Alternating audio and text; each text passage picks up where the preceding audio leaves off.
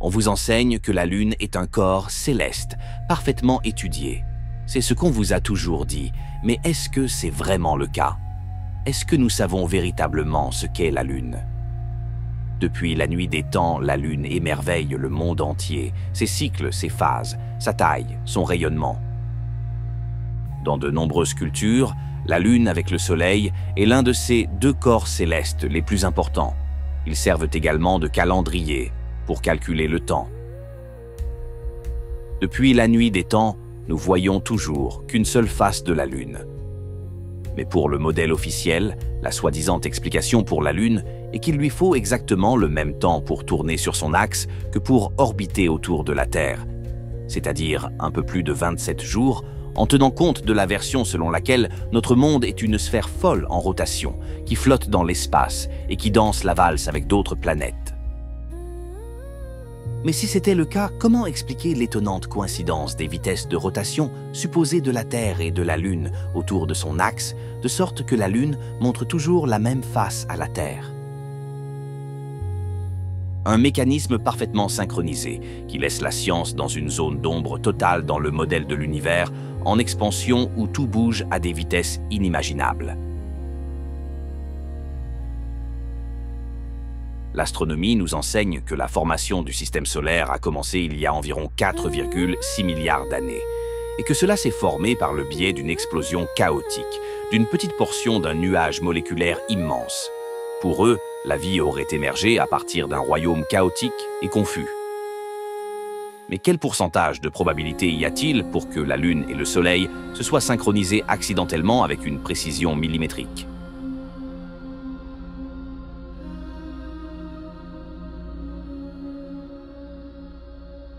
Dans ce modèle de système solaire, le Soleil est immense et mesurerait 1 392 000 km de diamètre et serait situé à 150 millions de kilomètres de la Terre.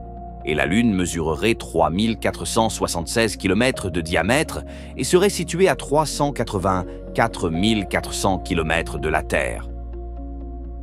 Selon ces données, le Soleil est environ 400 fois plus grand que la Lune et est environ 400 fois plus loin. La moindre variation dans l'un de ces facteurs distanciels signifierait que nous ne connaîtrions aucune éclipse solaire.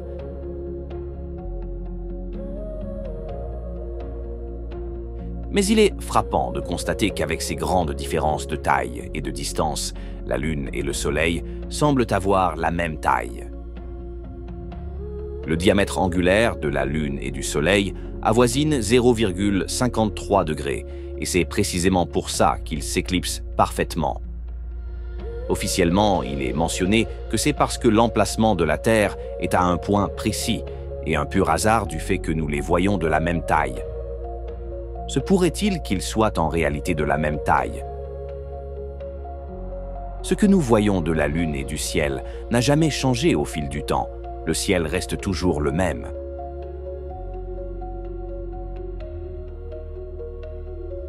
Savez-vous pourquoi les règles de propagation de la lumière et des ombres sur des surfaces arrondies ne fonctionnent pas sur la Lune? Par exemple, une ombre se déplace toujours naturellement sur différents types de surfaces et prendra toujours la forme de la surface sur laquelle elle est projetée. Mais cela n'arrive jamais à la surface de la Lune lors d'une éclipse.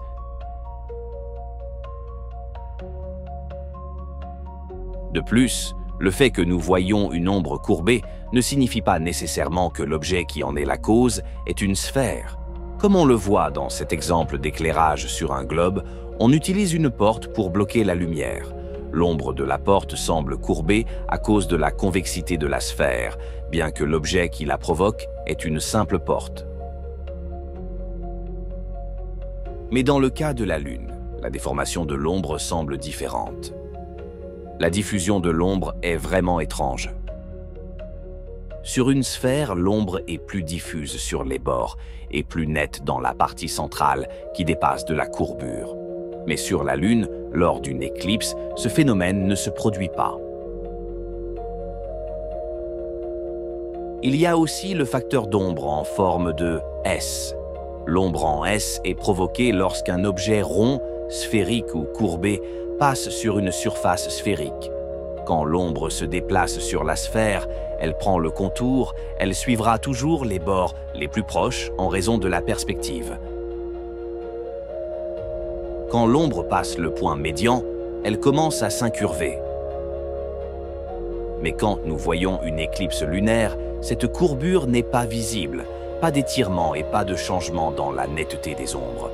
En fait, à chaque éclipse lunaire, on dirait qu'il y a un objet circulaire et plat en mouvement comme on le voit dans cet exemple. Alors que l'ombre circulaire passe sur la Lune, elle conserve sa forme circulaire tout au long du trajet sans la modifier. Il ne s'étire pas, ne se déforme pas, et le S ne se forme pas.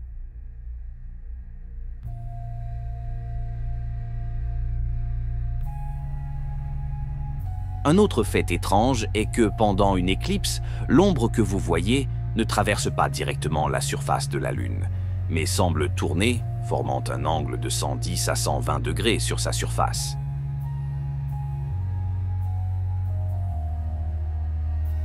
Dans les exemples suivants d'éclipses lunaires, notez que l'ombre ne passe pas directement sur la face de la Lune, mais semble soudainement faire demi-tour à mi-chemin. Il s'agit d'un time-lapse d'une éclipse lunaire de mars 2007. C'est une autre éclipse d'octobre 2004 prise à Hayward, en Californie. Il s'agit d'une éclipse lunaire de septembre 2015 en Europe. Il s'agit d'une éclipse lunaire de janvier 2018 prise par l'observatoire Griffith. Et voici une vidéo de l'éclipse lunaire de décembre 2010 en Floride. L'ombre ne se déplace pas en ligne droite, et attention, certaines séquences d'éclipses sont des montages, peut-être pour des raisons artistiques et pour la faire paraître ainsi. Il y a aussi quelque chose d'étrange avec la lumière de la Lune. Pourquoi la Lune brille-t-elle en fonction du Soleil, mais sa lumière est froide? Si la Lune reçoit la lumière du Soleil, alors pourquoi émet-elle une lumière froide? Cette lumière ne chauffe pas, mais absorbe la chaleur. Un réflecteur ne refroidit pas lorsqu'une lumière brûlante est projetée dessus. Et normalement, la lumière réfléchie doit être de la même couleur et avoir les mêmes propriétés que la source. Seule l'intensité ou la quantité doit varier. Cela ne se produit pas sur la Lune, elle ne reflète pas comme une sphère. Et sa lumière n'a pas de chaleur, au contraire, sa lumière refroidit. Alors, la Lune brille-t-elle de sa propre lumière? À moins que la lumière du Soleil à l'origine soit également froide et d'une nature différente, comme l'énergie électromagnétique, la chaleur que nous percevons est peut-être le résultat d'autres facteurs. S'il n'est possible de voir qu'une seule face de la Lune, personne ne peut affirmer qu'elle est un corps sphérique. Une autre chose étrange est la raison pour laquelle, selon le modèle officiel, la gravité lunaire attire des millions de tonnes d'eau de mer créant des marées, mais ne peut pas attirer la poussière dans l'air ou d'autres objets? La Lune pourrait apparemment avoir une influence magnétique sur la Terre et sur les êtres qui vivent dessus, mais c'est quelque chose de très différent de la théorie de la gravité. Pourquoi y a-t-il si peu d'images réelles de la Lune? Tout ce que nous voyons de la Lune ici dans notre monde n'est qu'au travers de télescopes, de caméras et de photographies avec des téléobjectifs ou des zooms. Pourquoi les agences spatiales ne pourraient-elles pas fournir de vraies images de la Lune prises depuis l'orbite supposée de la Terre? Les agences spatiales, américaines, russes, européennes et chinoises, dépensent des milliards de dollars dans des programmes de recherche et les résultats de ces mêmes programmes sont plus que douteux. Un article a été publié sur le site web de la NASA et une vidéo dans laquelle un vaisseau spatial aurait filmé le mouvement de la Lune autour de la Terre en 2015. Dans la vidéo, vous pouvez voir la face opposée de la Lune. Mais la Lune passe autour de la Terre et n'a pas tourné d'un seul degré sur son axe. Regardez comme c'est ridicule. On dirait qu'ils ont inséré un cercle et une sorte d'animation pour donner du mouvement. Il n'est pas nécessaire d'être un génie pour se rendre compte que ces images ne sont rien de plus qu'une animation générée par ordinateur. Ils nous montrent une sphère parfaite, dans une longue période de temps pendant laquelle les nuages restent les mêmes, et une lune très peu convaincante. Pourquoi y a-t-il des cratères sur la Lune de forme polygonale? Si nous regardons la Lune avec un télescope, nous voyons qu'il y a ces formes qu'on appelle des cratères et qui auraient été causés par des météores frappant à répétition sa surface. Le plus étrange, c'est que ces cratères semblent avoir la même profondeur, et même encore plus étrange, beaucoup ont une forme hexagonale. Cela peut être observé et vérifié par les astronomes professionnels ou amateurs avec un télescope. Comment peuvent-ils avoir cette forme hexagonale s'ils étaient le résultat d'un impact? Il peut y avoir des hypothèses, mais personne ne pourra vraiment l'expliquer. Malheureusement, si nous cherchons des images de la Lune sur Internet, nous allons trouver un mélange d'images réelles et celles de la NASA et d'autres agences, qui sont des fakes mais publiées comme preuves réelles. Pourquoi la Lune est-elle parfois illuminée d'un côté opposé par rapport à l'emplacement du Soleil? En observant les cycles lunaires, on peut remarquer que la Lune semble refléter de la lumière, mais pas celle du Soleil, car il se trouve en dessous de cette perspective. Il arrive parfois que la Lune soit illuminée d'en haut, alors que le Soleil se trouve sous l'horizon. Cela ne correspond pas à la perspective que l'on devrait observer. Mais alors, d'où vient cette lumière?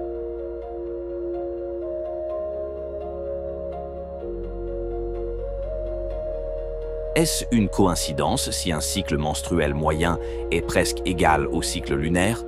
Dans la vision du monde de nos ancêtres, la femme était autrefois associée à la Lune et l'homme au Soleil. Peut-être que ce n'est pas juste une croyance.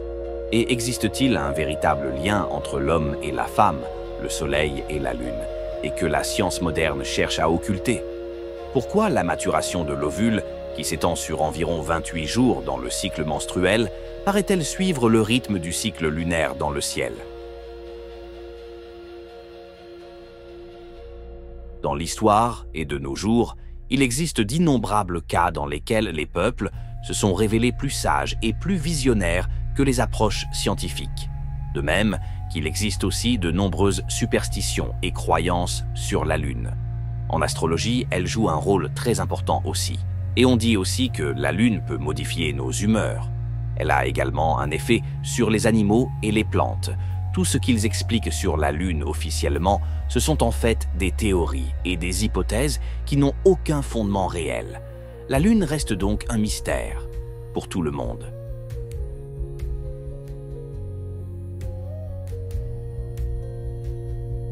Des vagues sur la Lune.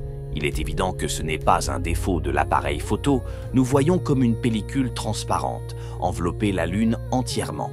Cela a été enregistré pour la première fois en 2012 par des observateurs aux États-Unis.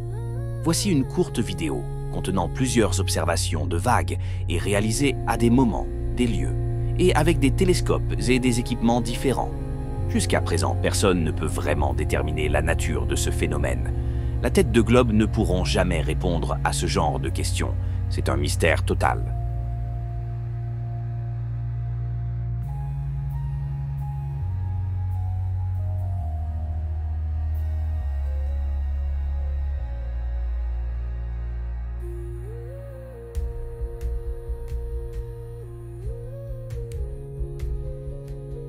La Lune pourrait être une projection de matière encore inconnue par les humains. À ce propos, en 1965, un scientifique australien appelé Professeur Foster a expliqué que la Lune était faite de plasma et non de roches et qu'atterrir dessus ne serait pas possible. Professeur, vous avez une théorie sur la Lune et nous espérons pouvoir obtenir des données observables assez bientôt. Quelle est cette théorie? Eh bien, à ce stade, c'est bien plus qu'une simple théorie. Il y a 10 ou 11 ans, j'ai dit à plusieurs scientifiques que la Lune n'était pas un morceau de roche, mais c'est un plasma, un phénomène de plasma, le plasma cosmique. Et cela sera bientôt confirmé. Certaines de mes prédictions étaient déjà confirmées en 1958. et la situation actuelle s'approche d'une confirmation complète. M. Foster a déclaré qu'une fois qu'ils auraient prouvé ces recherches, une nouvelle enquête complète sur les lois de la nature serait nécessaire. Quel sera le résultat s'il est prouvé que vous avez raison dans cette théorie? Le résultat sera profond et décisif, car il apportera la preuve que la réenquête complète des lois de la nature est nécessaire, car si la Lune est un plasma, aucun homme ne pourra jamais atterrir dessus. Il y a quelque chose de très impressionnant aussi à ce sujet. Une théorie qui circule dit que la Lune est un phénomène de rayons électromagnétiques focalisés et qu'elle est une projection de notre propre monde. Selon cette théorie, vous pouvez voir les continents et les pays de la Terre sur la Lune, comme si nous voyions la carte complète de notre monde reflétée dessus. En superposant les photographies de la Lune et la Terre, nous pouvons faire le calque des continents que nous connaissons de manière très précise. Si vous comparez la carte de la Lune avec une carte du monde, comme celle d'Urbano Monte de 1587, vous pouvez découvrir où se trouvent les continents cachés qui apparaissent sur la carte. Car en plus des continents que nous connaissons, d'autres terres inconnues sont visibles. Si c'est vraiment le cas, ce serait un véritable choc pour notre civilisation. Cela marquerait un bouleversement total pour notre génération, et c'est peut-être pour ça que nos gouvernements préfèrent le garder secret. Avec ce que nous voyons, nous réalisons que ce que nous savons de la Lune reste un mystère absolu. Mais en même temps, elle ne cesse jamais de nous fasciner. Les têtes de globe sont trop fermées d'esprit pour voir tout ça, et même s'ils le voyaient, ils ne le comprendraient pas. Les gobelins ont encore du chemin, avant d'ouvrir un œil.